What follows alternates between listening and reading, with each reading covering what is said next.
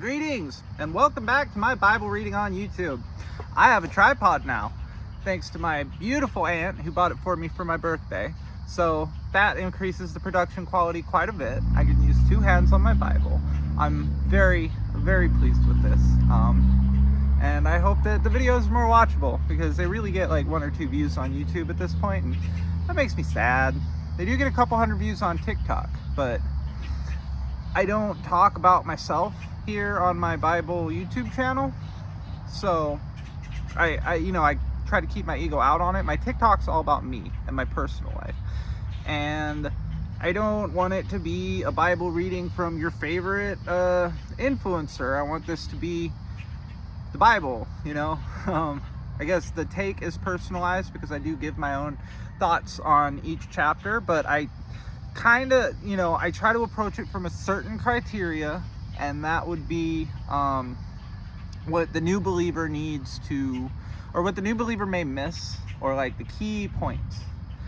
For instance, like when the fall of man happens, I try to keep my synopsises to like, most people may miss God giving them clothes, and that's like an important recurring thing. So I try to keep it to that type of stuff.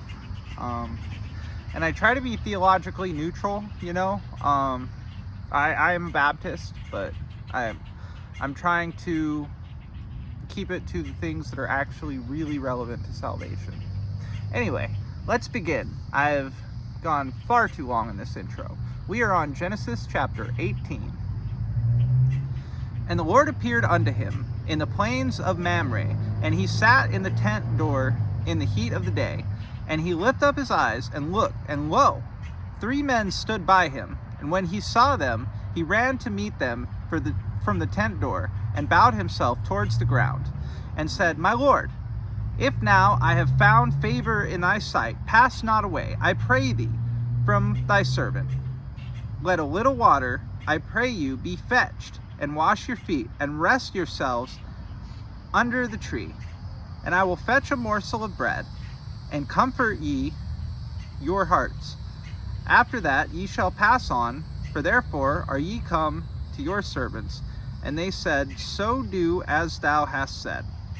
And Abraham hastened into the tent unto Sarah, and said, Make ready quickly 3 measures of fine meal, knead it, and make cakes upon the hearth.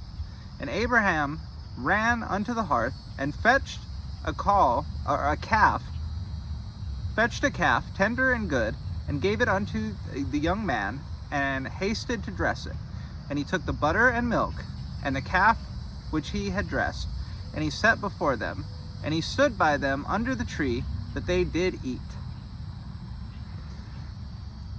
And they said unto him, Where is Sarah thy wife?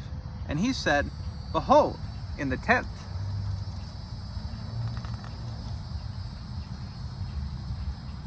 And he said, I will certainly return unto thee, according to the time of life, and lo, Sarah thy wife shall have a son.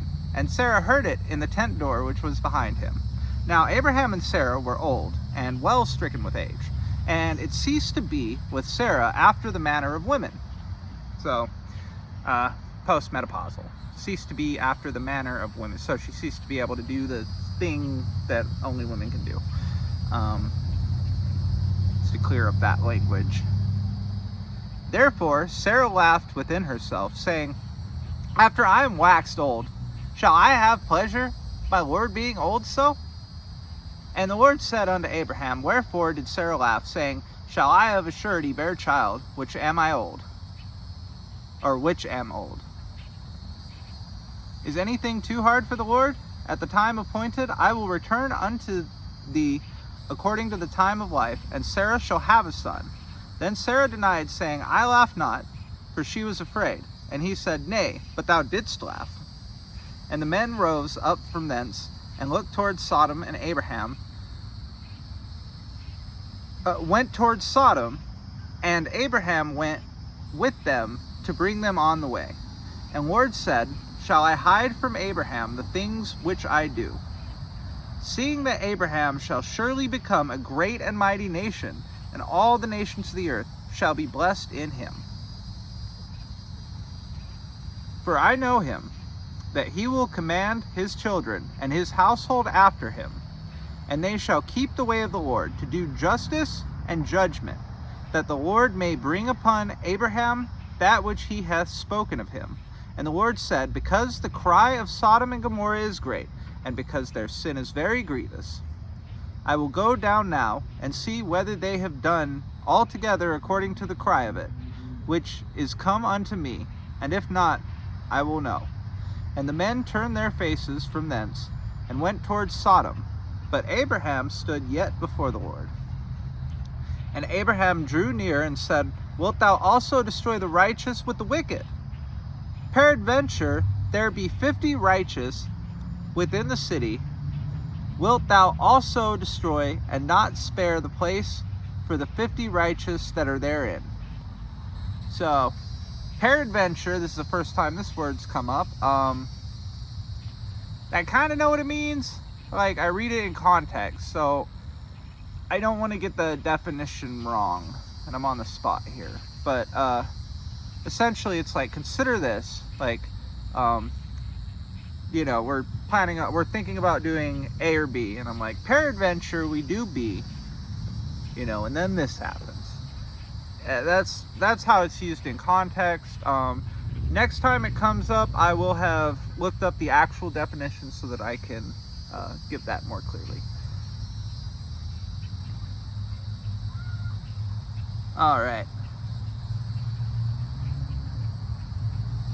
And the Lord said, if I find in Sodom 50 righteous within the city, then I will spare all the place for their sakes.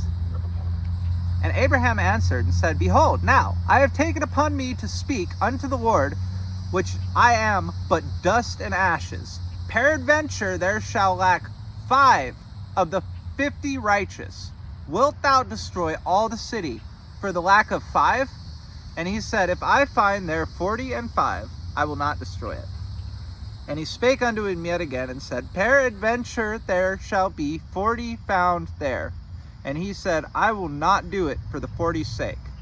And he said unto him, O let not the Lord be angry, and I will speak.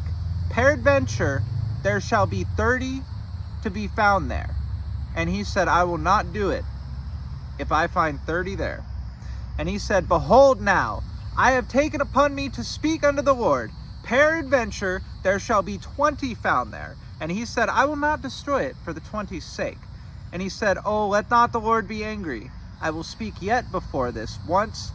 Peradventure, I will speak yet before this once. So he's saying, I won't ask again. Peradventure, 10 shall be found there. And he said, I will not destroy it for the 10's sake. And the Lord went his way, as soon as he had left, communing with Abraham.